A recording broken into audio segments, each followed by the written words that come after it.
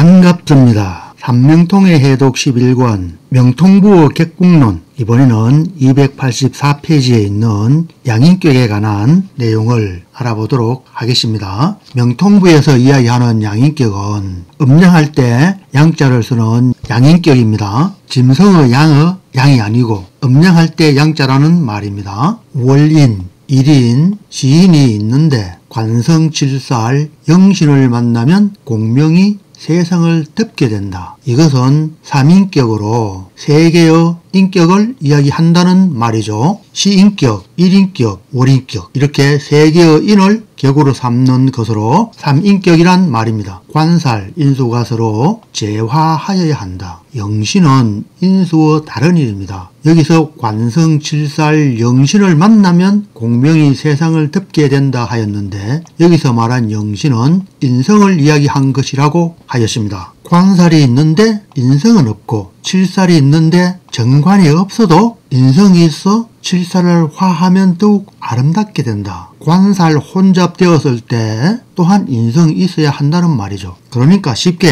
관성이나 칠살이나 관계없이 인성이 있어야 한다, 이 말입니다. 다만 두려운 것은 기반되는 것이다. 기반이라 하는 것은 구속, 억압하는 것을 말하죠. 가령 정관이 있는데 상관을 보는 것은 좋지 않고, 정인은 재성을 보는 것은 옳지 않고, 칠살은 식상이 누르는 것도 옳지 않다. 혹 제거되거나 합거되거나 하면은 모두 올바른 격을 이루지 못한다.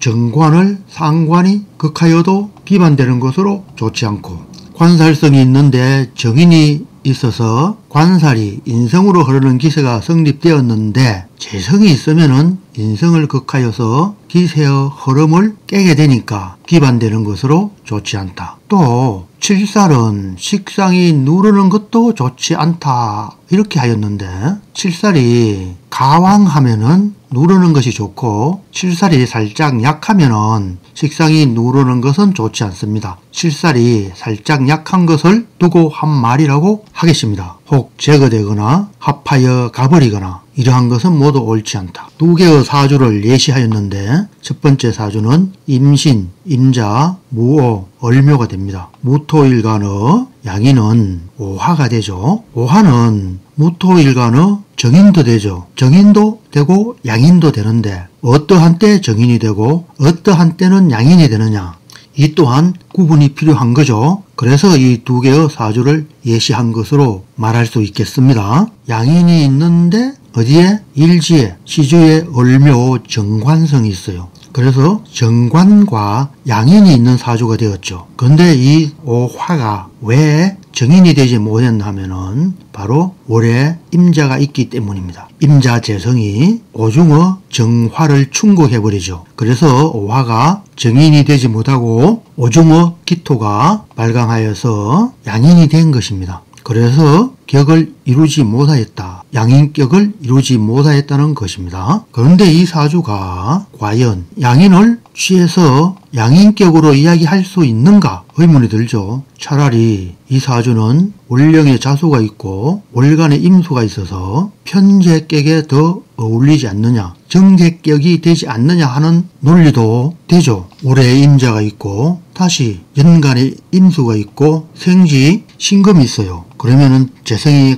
강왕해서 재성이 관성으로 흐르는 사주가 성립되죠. 재관의 기세가 성립된다고 할 수가 있죠. 그러면은 재성, 관성, 인성, 비경급, 식상성 비교적 약하지는 않죠. 1인인데 인수가 제복되었다. 그래서 격을 이루지 못하였다. 이 말은 다른 측면으로 보면은 양인이 있지만 양인으로 성립되지 못하는 그러한 경우는 약하기 때문에 성립되지 않는다, 이렇게 볼 수도 있잖아요. 그러면은 다른 측면에서 사주 최상을 장악한 오행십성이 결국은 격이 된다는 말이잖아요. 자, 그러면 다음 사주를 봅시다. 병술, 계사, 무오, 정사가 되는데 일지에 오화 양인이 있죠. 일인이 인수로 변화되어 귀하게 되었다. 첫 번째 사주는 재성이 강왕하여서 정인이 제복되었다. 그래서 격을 이루지 못하였는데, 이 사주는 인성이 인수가 강하죠. 일인이 인수로 변화되어 귀하게 되었다. 주위에 화가 많아서 변화되었다. 인수격이 되었다. 그렇죠. 여기서는 재성이 많기 때문에 인수격이 성립되지 못하고 양인격도 성립되지 못한 것인데 이 사주는 인수, 화가 많으니까 격이 성립되었다. 그래서 귀하게 되었다. 그러면 결국은 사주 최상을 장악한 강한 오행십성이 격이 된다는 이론과 일맥상통하잖아요. 필자의 삼명통이가 그러하잖아요. 어떠하다고요? 오행십성이 세력을 장악하면은 그게 곧바로 격의를 할 수가 있다. 이렇게 몇 번에 걸쳐서 이야기하였잖아요. 그렇다는 것입니다. 그런데 이 사주는 인수로 변화되어 이렇게 이야기하였는데 무게합이 있죠. 무게합은 화로 화하게 되죠.